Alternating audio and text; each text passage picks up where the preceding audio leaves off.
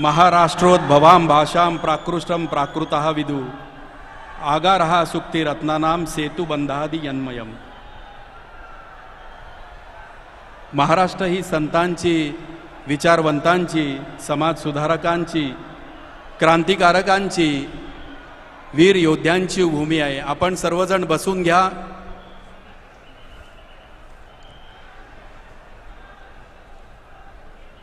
पंढरपूरच्या विठ्ठलाच्या दर्शनाच्या ओढीने गेली अनेक वर्ष पंढरपूरची वारी संपन्न होत असते. मी मगाशी म्हटलं होतं तसं आजपासून बरोबर 7व्या दिवशी पालखी सोहळ्याला सुरुवात होणार आहे. या सुंदर योगावर शिळा मंदिराचं लोकार्पण करण्यासाठी माननीय पंतप्रधान नरेंद्रजी मोदी आलेले आहेत.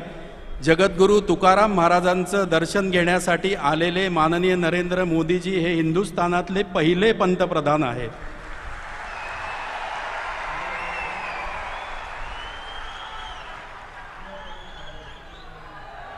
महाराष्ट्राने 2 मंत्र दिलेत. जगद्गुरू तुकाराम महाराजांनी दिलेला जय जय रामकृष्ण हरी आणि छत्रपती शिवाजी महाराजांनी धारकऱ्यांना दिलेला मंत्र हर हर महादेव.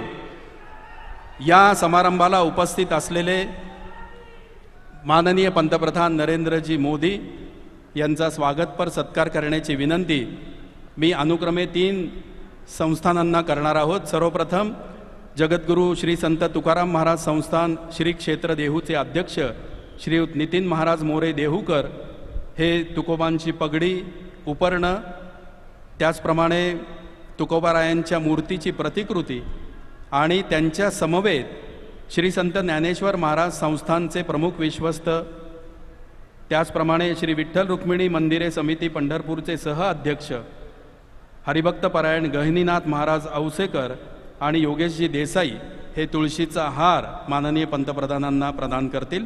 सर्वप्रथम तुकोबारायांची पगडी, उपर्ण.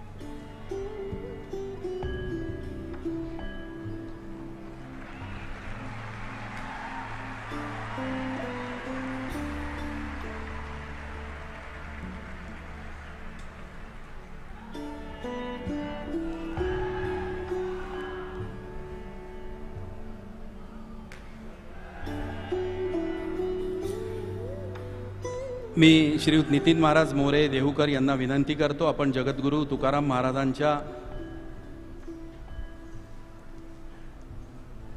मूर्तीची प्रतिकृती प्रदान करावी. तत्पूर्वी माननीय पंतप्रधान सगुण निर्गुणाचे टाळ आणि ब्रह्ममायेच्या चिपळ्या स्वीकार करून त्याचं 1-2-3 सेकंद वादन करून यानंतर श्रीयुत नितीन महाराज मोरे देहूकर हे जगद्गुरू तुकाराम महाराजांच्या मूर्तीची प्रतिकृती माननीय पंतप्रधानांना प्रदान करतायत. यानंतर संतश्रेष्ठ श्री ज्ञानोबा माऊलींच्या संजीवन समाधीच्या 725व्या वर्षाचा योग साधून संजीवन समाधीची प्रतिकृती आणि ज्ञानोबा माऊलींची मूर्ती श्री क्षेत्र आळंदी संस्थानचे प्रमुख विश्वस्त योगेशजी देसाई आणि सर्व मान्यवर माननीय पंतप्रधान नरेंद्रजी मोदी यांना प्रदान करत आहेत.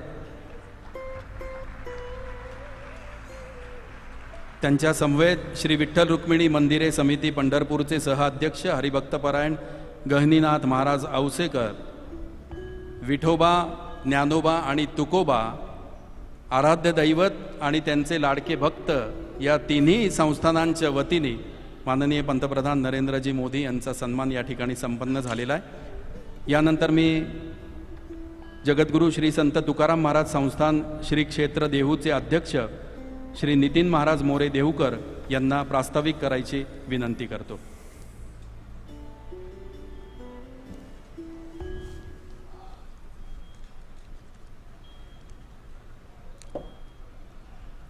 श्री संतांची या माथा चरणावरी साष्टांग करी हे दंडवत, विश्रांती पावलो संभाळा उत्तरी, वाढले अंतरी प्रेमसुख. आज जगद्गुरू संतश्रेष्ठ तुकाराम महाराजांच्या तपाने पावन झालेल्या पुण्यभूमी देहूनगरीमध्ये शिळा मंदिराच्या लोकार्पण सोहळ्यासाठी व वारकऱ्यांशी भक्तिप्रेमाचा संवाद करण्यासाठी देशातीलच नव्हे तर जगातील मानवाचे प्रेरणा स्तोत्र असलेले आपल्या देशाचे लाडके पंतप्रधान माननीय नरेंद्रजी मोदी साहेब यांचे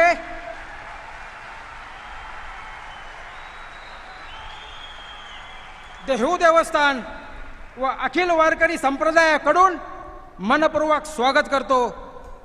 त्यांच्याबरोबर उपस्थित महाराष्ट्र राज्याचे उपमुख्यमंत्री माननीय अजितदादाजी पवार साहेब, महाराष्ट्र राज्याचे विरोधी पक्षनेते देवेंद्रजी फडणवीस साहेब, त्याचबरोबर माननीय चंद्रकांत दादाजी पाटील आणि आपल्या सगळ्यांचे आदरणीय आणि आदरणीय मारुती बाबा कुरेकर महाराज, या सर्वांचं मी या ठिकाणी आपल्या सर्वांच्या वतीने स्वागत करतो.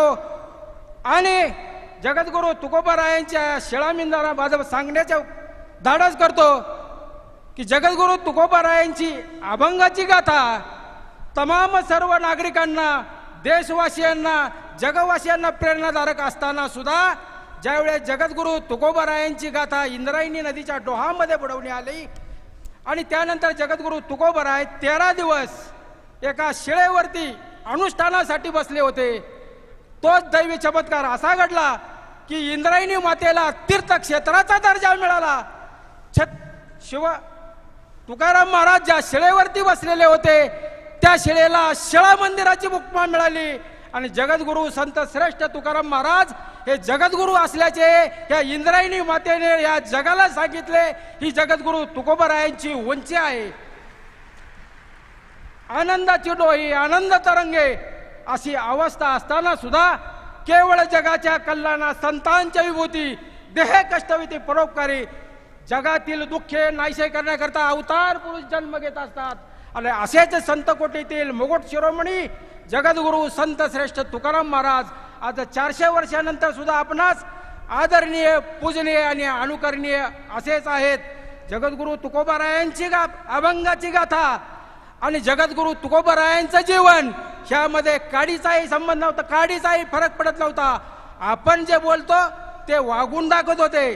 त्याचप्रमाणे जगद्गुरू तुकोबारायांची पालखी आणि संत ज्ञानेश्वर महाराजांची पालखी इसवी सन 1685 साली जगद्गुरू तुकाराम महाराजांचे पुत्र तपोनिधी नारायण महाराज यांनी सुरू केली आणि ह्या पालखी मार्गाचा विस्तार आपल्या देशाचे पंतप्रधान नरेंद्रजी मोदी यांनी चौपदरीकरण रस्ता करून केला. मोदीजी, आज आपण देशाचे पंतप्रधान म्हणून जरी या ठिकाणी उपस्थित असला तरी आमच्यासाठी तुकोबारायांचे चिरंजीव तपोनिधी नारायण महाराज म्हणून आपण देऊमध्ये आलेला आहात आणि आम्हाला आणि या वारकरी संप्रदायाला निश्चित त्याचा अभिमान आहे. आज या ठिकाणी हा जो मंडप, ही जी व्यवस्था ज्या लोकांनी केलेली आहे, ज्या कार्यकर्त्यांनी केलेली आहे, त्यांच्याबद्दल मी फक्त 2च शब्द या ठिकाणी बोलू शकतो. कारण कृतज्ञता हा देवकरांचा फार मोठा मान आहे. वाऱ्या हाती चाले माप सज्जनाचे, कीर्तिमुखी त्यांचे नारायण. खरोखर आज आपल्या सर्वांची व्यवस्था करण्यात आलेली आहे आणि हे व्यवस्था करणारे आमचे मावळचे माजी आमदार माननीय बाळासाहेब बेगडे, मी आपला फार फार ऋणी आहे. रामकृष्ण हरी.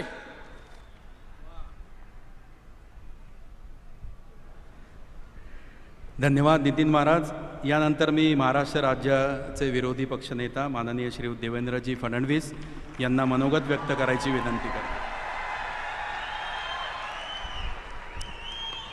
बोला पुंडलिक वरदा हरी विठ्ठल श्री ज्ञानदेव तुकाराम पंढरीनाथ भगवान की जय. माऊली ज्ञानेश्वर महाराज की, जगद्गुरु तुकाराम महाराज की, भारत माता की, छत्रपती शिवाजी महाराज की. आज खरं म्हणजे आपल्या सर्वांकरता हा अत्यंत आनंदाचा आणि अभिमानाचा सोहळा आहे की प्रत्यक्ष जगद्गुरू तुकाराम महाराजांच्या शिळा मंदिराच्या उद्घाटन प्रसंगी आपल्यामध्ये भारत देशाचेच नाही तर अखिल विश्वामध्ये सर्वाधिक लोकप्रिय असलेले पंतप्रधान आदरणीय नरेंद्र मोदीजी या ठिकाणी आले आहेत. मी त्यांचं स्वागत करतो. मंचावर उपस्थित महाराष्ट्राचे उपमुख्यमंत्री माननीय अजितदादा पवार, आमचे अध्यक्ष माननीय चंद्रकांतदादा पाटील, त्याचप्रमाणे विशेष रूपानं या ठिकाणी उपस्थित आपल्या सर्वांचेच अतिशय ज्येष्ठ मारुतीबुवा कुरेकर महाराज, त्याचप्रमाणे या मंदिर समितीचे अध्यक्ष नितीन महाराज मोरे, आचार्य तुषार भोसले, मंचासमोर बसलेली सर्व विद्वज्जन, सर्व संतगण आणि उपस्थित सर्व माझ्या वारकरी भगिनी आणि बंधूंनो, आपल्या सर्वांना जय हरी. मी स्वतःला अतिशय भाग्यशाली समजतो. कदाचित मागच्या जन्मात कुठली तरी पुण्याई केली असेल म्हणून आज या मंदिराच्या उद्घाटन प्रसंगी माननीय मोदीजींसोबत मला देखील उपस्थित राहता आलं. मी खरोखर नितीन बुवा आपले अतिशय मनापासून आभार मानतो. पवित्र ते कुळ, पावन तो देश, जिथे हरीचं दास घेती जन्म, कर्म धर्म त्याचे झाला नारायण, त्याचेनी पावन तिन्ही लोक. तुकाराम महाराजांनी खरं म्हणजे या ठिकाणी आपल्याला जी दिशा दिली, समाजामध्ये ज्या काळामध्ये नैराश्य होतं आणि आपण बघितलं तर यादव साम्राज्य संपल्यानंतर ज्या प्रकारे संपूर्ण समाज छिन्न विछिन्न झाला होता, श्रद्धेच्या जागी अंधश्रद्धा, बुवाबाजी, मोठ्या प्रमाणात कर्मकांड यामध्ये समाज लीन होत होता आणि मोठ्या प्रमाणात शोषण सुरू होतं. त्यावेळी भागवत धर्माची पताका हातात घेऊन आमच्या संतांच्या मांडियाळींनी या महाराष्ट्र धर्माला पुन्हा जागृत केलं, भागवत धर्माला जागृत केलं. आणि खऱ्या अर्थानं या ठिकाणी ज्ञानेश्वर माऊलींनी पाया रचला, पण त्याचे कळस झाले ते जगद्गुरू तुकाराम महाराज. आणि या भागवत धर्माला जनाजनापर्यंत, बहुजनापर्यंत पोचवून सश्रद्ध समाज पण अंधश्रद्धेपासून दूर समाज अशा प्रकारचा एक समाज तयार करण्याचं काम हे खऱ्या अर्थानं या ठिकाणी तुकाराम महाराजांनी केलं. शब्दची आमुच्या जीवाचे जीवन, शब्द वाटू धन जनलोकी. हे शब्दाचं धन ज्या प्रकारे त्यांनी दिलं, त्या शब्दाच्या धनामध्ये इतकी ताकद होती की ते शब्द कोणी मिटवू शकले नाही. इंद्रायणी डुबवा की शिळेनी बंद करा, पण ते तुकोबारायांचे शब्द होते. ते शब्द पुन्हा वर आले आणि त्या शब्दाने जनाजनाला व्यापून घेतलं. आणि म्हणून मला असं वाटतं की आजही तो जो मार्ग त्यांनी दाखवलाय त्या मार्गाने चालण्याचं कामच आपले पंतप्रधान करतायत. जे का रंजले गांजले त्यांची म्हणे जो आपुले, तोची साधू ओळखावा, देव तेथेची जाणावा. हाच मंत्र पंतप्रधानांनी स्वीकारला आणि गरीब कल्याणाचा अजेंडा घेऊन रंजल्या गांजल्यांकरता काम करणारे आपले पंतप्रधान हे खऱ्या अर्थानं वारकरी आहेत. कारण वारकऱ्यांमध्ये कोणी मोठं नसतं, कोणी छोटं नसतं, सगळे वारकरी सेवक असतात. आपले पंतप्रधान प्रधान सेवक आहेत. त्यामुळे सबका साथ, सबका विकास, सबका विश्वास, सबका प्रयास हेच तर वारकरी संप्रदाय सगळ्यांना सांगतो आणि तेच सांगण्याचं काम माननीय पंतप्रधान मोदीजी करतायत. आणि विशेषतः संपूर्ण जगाकरता जे पसायदान मागितलं आणि संपूर्ण जग आपलं आहे असं जे ज्ञानेश्वर माऊलींनी सांगितलं, त्या जगाला आपलं मानून कोरोनाच्या काळामध्ये संपूर्ण जगाला या ठिकाणी वॅक्सिनचा पुरवठा करण्याचं काम माननीय मोदीजींनी केलं. आणि भागवत धर्माचा जो विचार आहे तो विचार सामान्य माणसापर्यंत त्यांनी पोचवला. आज खरं म्हणजे त्यांचंच भाषण ऐकण्याकरता आपण सगळे या ठिकाणी आलेलो आहोत. मी अधिक वेळ घेणार नाही. आपल्या सगळ्यांच्या वतीनं त्यांचं या ठिकाणी स्वागत करतो आणि तुकोबा रायाच्या चरणी लीन होऊन त्यांचा आशीर्वाद घेऊन या ठिकाणी माझं बोलणं संपवतो. जय हिंद, जय महाराष्ट्र, जय हरी.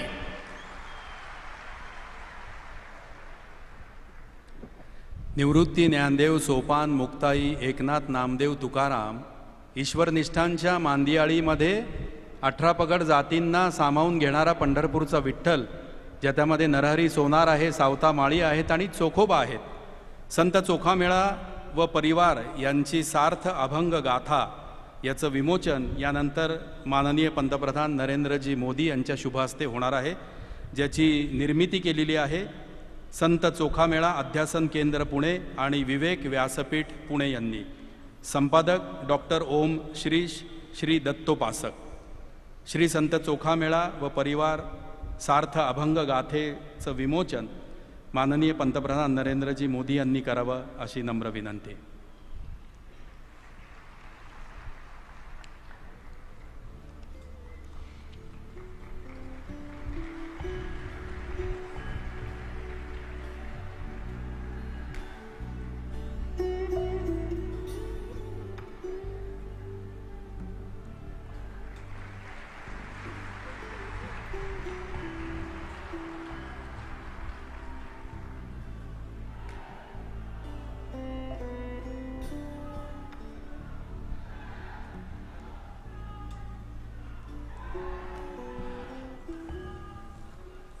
माननीय नितीन महाराज मोरे आणि देवेंद्रजींनी आत्ता सांगितलं की माननीय मोदीजी इथे एक भक्त, एक वारकरी म्हणून आलेले आहेत. जगद्गुरू तुकाराम महाराजांचा अभंग आहे, खेळ मांडियेला वाळवंटी ठाई नाचती वैष्णव भाई रे. आणि म्हणूनच सर्वोच्च पदावर असणाऱ्या माननीय नरेंद्र मोदीजींना सुद्धा प्रेमाने नरेंद्र भाई असं संबोधलं जातं. त्या माननीय नरेंद्रजी मोदी यांना यानंतर मी वैष्णव संवाद सभेमध्ये आम्हाला संबोधित करण्याची विनंती करतो.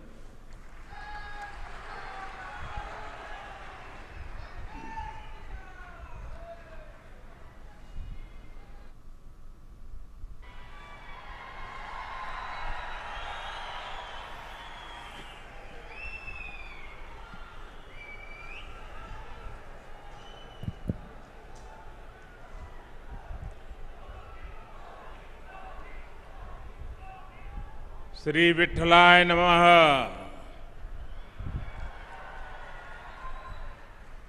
नमो सद्गुरु तुक्या ज्ञानदीपा.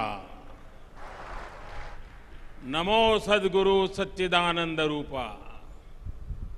नमो सद्गुरु भक्त कल्याण मूर्ती. नमो सद्गुरु भास्करा पूर्ण कीर्ती. मस्तक है पायावरी या वारकरी संतांच्या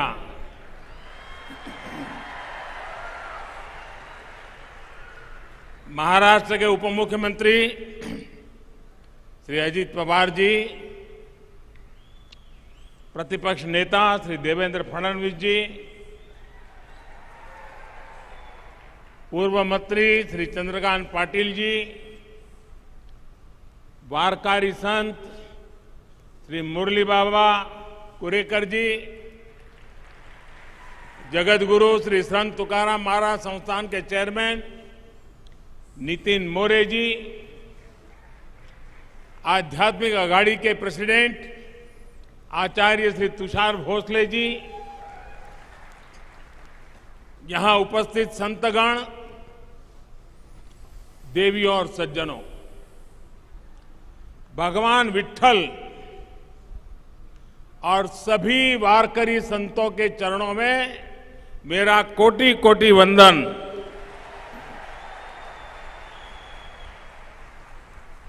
हमारे शास्त्रों में कहा गया है कि मनुष्य जन्म में सबसे दुर्लभ संतों का सत्संग है। संतों की कृपा अनुभूति हो गई तो ईश्वर की अनुभूति अपने आप हो जाती है। आज देहू की इस पवित्र तीर्थ भूमि पर मुझे यहां आने का सौभाग्य मिला और मैं भी यहां वही अनुभूति कर रहा हूं। देहू संत शिरोमणि जगतगुरु तुकाराम जी की जन्मस्थली भी है, कर्मस्थली भी है। धन्य देहू गांव, पुण्य भूमि ठाव, तेथे नांदे देव पांडुरंग, धन्य क्षेत्रवासी लोकते देवाचे,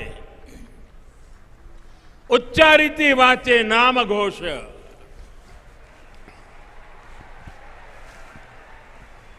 देहू में भगवान पांडुरंग का नित्य निवास भी है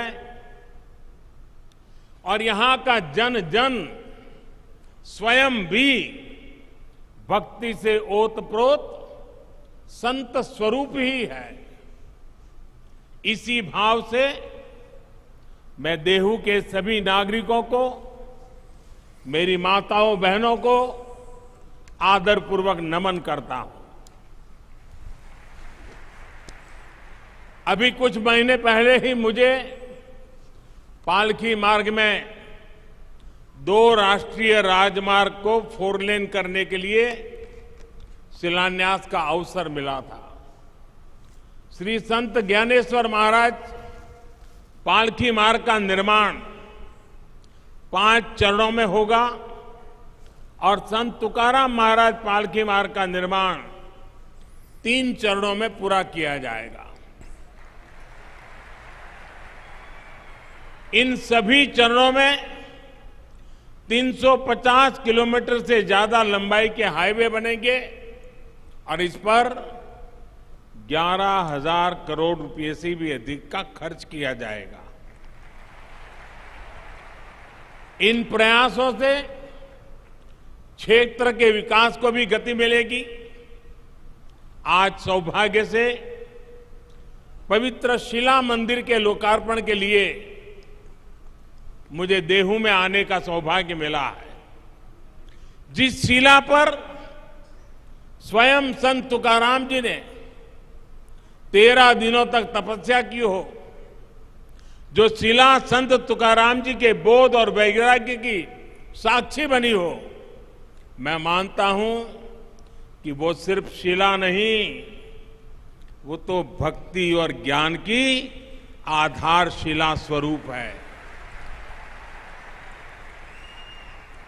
देहू का शिला मंदिर न केवल भक्ति की शक्ति का एक केंद्र है, बल्कि भारत के सांस्कृतिक भविष्य को भी प्रशस्त करता है। इस पवित्र स्थान का पुनर्निर्माण करने के लिए मैं मंदिर न्यास और सभी भक्तों का हृदयपूर्वक अभिनंदन करता हूं, आभार व्यक्त करता हूं। जगतगुरु संत तुकाराम जी की गाथा कहा था, जिन्होंने संवर्धन किया था, उन संताजी महाराज जगनाड़े जी, इनका स्थान सदुम्बरे भी पास में ही है। मैं उनको भी नमन करता हूं। साथियों, इस समय देश अपनी आजादी का अमृत महोत्सव मना रहा है। हमें गर्व है कि हम दुनिया की प्राचीनतम जीवित सभ्यताओं में से एक है। इसका श्रेय अगर किसी को जाता है तो भारत की संत परंपरा को है, भारत के ऋषियों मनीषियों को है। भारत शाश्वत है क्योंकि भारत संतों की धरती है। हर युग में हमारे यहां देश और समाज को दिशा देने के लिए कोई न कोई महान आत्मा अवतरित होती रही है। आज देश संत कबीरदास की जयंती मना रहा है। ये संत ज्ञानेश्वर महाराज, संत निवृत्तिनाथ महाराज, संत सोपन देव और बहन आदिशक्ति मुक्ताबाई जैसे संतों की समाधि का 725वां वर्ष भी है। ऐसी महान विभूतियों ने हमारी शाश्वतता को सुरक्षित रखकर भारत को गतिशील बनाए रखा।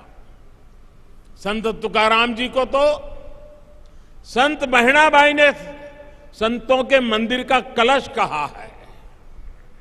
उन्होंने कठिनाई और मुश्किलों से भरा जीवन जिया। अपने समय में उन्होंने अकाल जैसी परिस्थितियों का सामना किया। संसार में उन्होंने भूख देखी, भूखमरी देखी। दुख और पीड़ा के ऐसे चक्र में जब लोग उम्मीद छोड़ देते हैं, तब संत तुकाराम जी समाज ही नहीं बल्कि भविष्य के लिए भी आशा की किरण बनकर उभरे। उन्होंने अपने परिवार की संपत्ति को लोगों की सेवा में समर्पित कर दिया। ये शिला उनके उसी त्याग और वैराग्य की साक्षी है। साथियों, संत तुकाराम जी की दया, करुणा और सेवा का वो बोध उनके अभंगों के रूप में आज भी हमारे पास है। इन अभंगों ने हमारी पीढ़ियों को प्रेरणा दी है। जो भंग नहीं होता, जो समय के साथ शाश्वत और प्रासंगिक रहता है, वही तो अभंग होता है।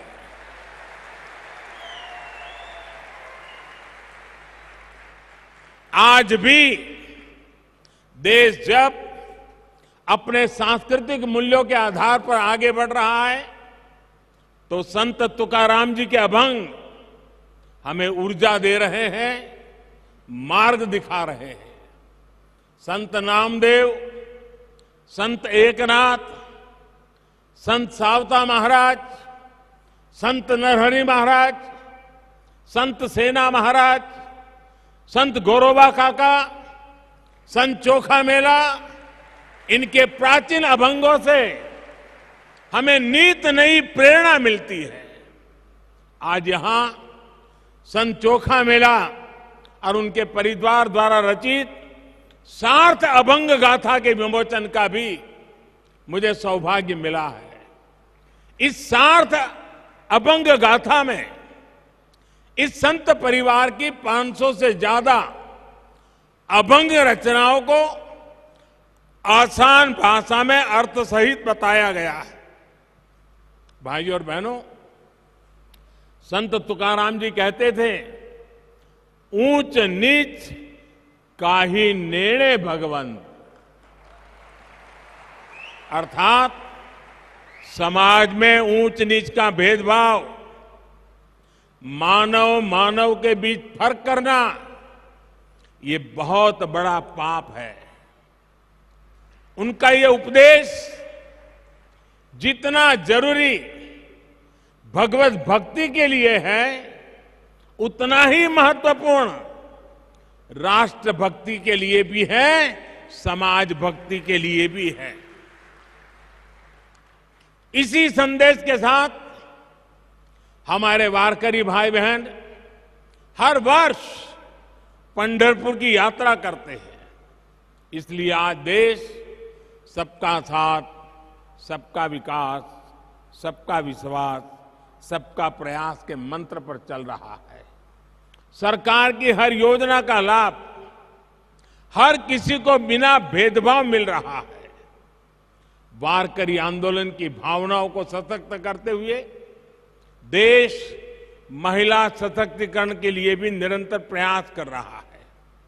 पुरुषों के साथ उतनी ही ऊर्जा से वारी में चलने वाली हमारी बहनें पंडरी की वारी अवसरों की समानता का प्रतीक रही है। साथियों, संत तुकाराम जी कहते थे, जेका रंजले गांजले, जेका रंजले गांजले, त्यासी मणे जो आपुले, तोची साधु ओळखवा, देव तेथेची जाणवा।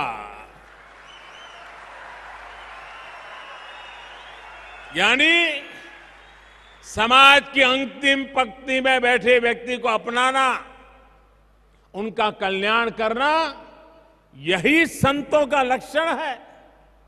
यही आज देश के लिए अंत्योदय का संकल्प है, जिसे लेकर देश आगे बढ़ रहा है। दलित, वंचित, पिछड़ा, आदिवासी, गरीब, मजदूर, इनका कल्याण आज देश की पहली प्राथमिकता है। भाइयों और बहनों, संत अपने आप में एक ऐसी ऊर्जा की तरह होते हैं जो भिन्न भिन्न स्थितियां, परिस्थितियों में समाज को गति देने के लिए सामने आते हैं। आप देखिए, छत्रपति शिवाजी महाराज जैसे राष्ट्र नायक के जीवन में भी तुकाराम जी जैसे संतों ने बड़ी अहम भूमिका निभाई है। आजादी की लड़ाई में वीर सावरकर जी को जब सजा हुई, तब जेल में वो हथकड़ियों की चिपली जैसा बजाते हुए तुकाराम जी के अभंग गाया करते थे। अलग अलग कालखंड, अलग अलग विभूतियां, लेकिन सबके लिए संत तुकाराम जी की वाणी और ऊर्जा उतनी ही प्रेरणादायक रही है। यही तो संतों की वो महिमा है जिसके लिए नेति नेति कहा गया है। साथियों, तुकाराम जी के इस शिला मंदिर में प्रणाम करके अभी आषाढ़ में पंढरपुर की जी यात्रा भी शुरू होने वाली है। चाहे महाराष्ट्र में पंढरपुर यात्रा हो या उड़ीसा में भगवान जगन्नाथ जी की यात्रा, चाहे मथुरा में व्रज की परिक्रमा हो या काशी में पंचकोशी परिक्रमा, चाहे चार धाम यात्रा हो या चाहे फिर अमरनाथ जी की यात्रा, ये यात्राएं हमारी सामाजिक और आध्यात्मिक गतिशीलता के लिए ऊर्जा स्रोत की तरह है। इन यात्राओं के जरिए हमारे संतों ने एक भारत श्रेष्ठ भारत की भावना को जीवंत रखा है। विविधताओं को जीते हुए भी भारत हजारों वर्षों से एक राष्ट्र के रूप में जागृत रहा है, क्योंकि ऐसी यात्राएं हमारी विविधताओं को जोड़ती रही है। भाइयों और बहनों, हमारी राष्ट्रीय एकता को मजबूत करने के लिए आज ये हमारा दायित्व है कि हम अपनी प्राचीन पहचान और परंपराओं को चैतन्य रखें। इसलिए आज जब आधुनिक टेक्नोलॉजी और इंफ्रास्ट्रक्चर भारत के विकास का पर्याय बन रहे हैं, तो हमें ये सुनिश्चित कर रहे हैं कि विकास और विरासत दोनों एक साथ साथ आगे बढ़े। आज पंढरपुर पालकी मार्ग का आधुनिकीकरण हो, तो चार धाम यात्रा के लिए भी नए हाईवे बन रहे हैं। आज अयोध्या में भव्य राम मंदिर भी बन रहा है। काशी विश्वनाथ धाम परिसर भी अपने नए स्वरूप में उपस्थित है और सोमनाथ जी में भी विकास के बड़े काम किए गए हैं। पूरे देश में प्रसाद योजना के तहत तीर्थ स्थानों और पर्यटन स्थलों का विकास किया जा रहा है। महर्षि वाल्मीकि जी ने रामायण में भगवान राम से जुड़े जिन स्थलों का जिक्र किया है, रामायण सर्किट के रूप में उनका भी विकास किया जा रहा है। इन 8 वर्षों में बाबा साहब आंबेडकर के पंच तीर्थों का भी विकास हुआ है।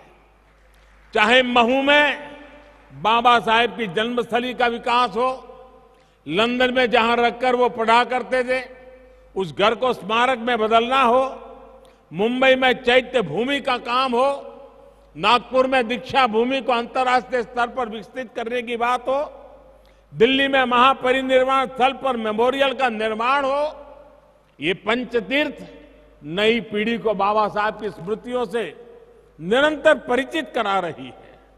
साथियों, संत तुकाराम जी कहते थे, असाध्यते साध्य करीता सायास, असाध्यते साध्य करीता सायास, कारण अभ्यास तुकामणे। अर्थात अगर सही दिशा में सबका प्रयास हो तो असंभव को भी प्राप्त करना संभव हो जाता है। आज आजादी के 75वें साल में देश ने 100% लक्ष्यों को पूरा करने का संकल्प लिया है। देश गरीबों के लिए जो योजनाएं चला रहा है, उन्हें बिजली, पानी, मकान और इलाज जैसी जीवन की जीने की मौलिक जरूरतों से जोड़ रहा है। हम उन्हें 100% लोगों तक पहुंचाना है। इसी तरह देश ने पर्यावरण, जल संरक्षण और नदियों को बचाने जैसे अभियान शुरू किए हैं। हमने स्वस्थ भारत का संकल्प लिया है। हमें इन संकल्पों को भी 100% पूरा करना है।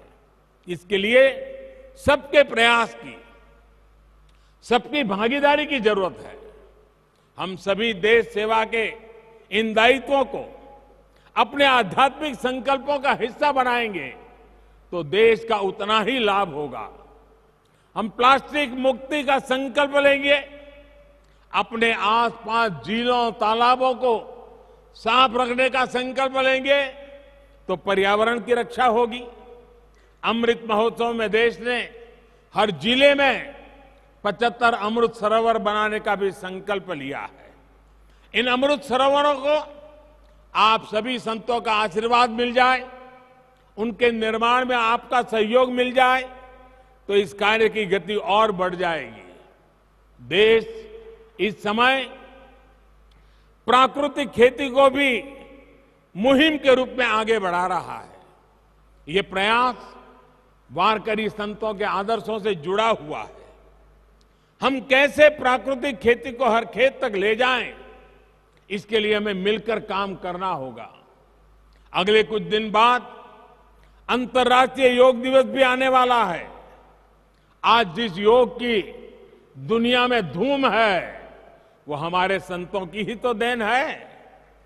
मुझे विश्वास है आप सब योग दिवस को पूरे उत्साह से मनाएंगे और देश के प्रति इन कर्तव्यों का पालन करते हुए नए भारत के सपनों को पूरा करेंगे। इसी भाव के साथ मैं मेरी वाणी को विराम देता हूं और मुझे जो अवसर दिया, जो सम्मान दिया, इसलिए आप सबका सर झुका करके अभिनंदन करता हूं, धन्यवाद करता हूं। जय जय रामकृष्ण हरि,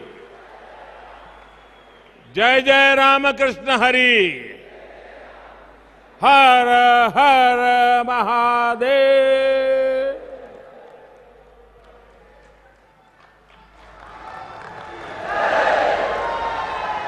जगद्गुरू श्री संत तुकाराम महाराज संस्थान श्री क्षेत्र देहूच्या वतीने या समारंभाला उपस्थित राहिलेले माननीय पंतप्रधान नरेंद्रजी मोदी, माननीय नामदार अजितदादा पवार, विरोधी पक्षनेते देवेंद्रजी फडणवीस, माननीय चंद्रकांतदादा पाटील, आदरणीय शांतीब्रह्म हरिभक्तपरायण मारुती बाबा कुरेकर, आणि आचार्य तुषारजी भोसले या सर्व मान्यवरांचे आम्ही खूप मनपूर्वक आभार मानतो.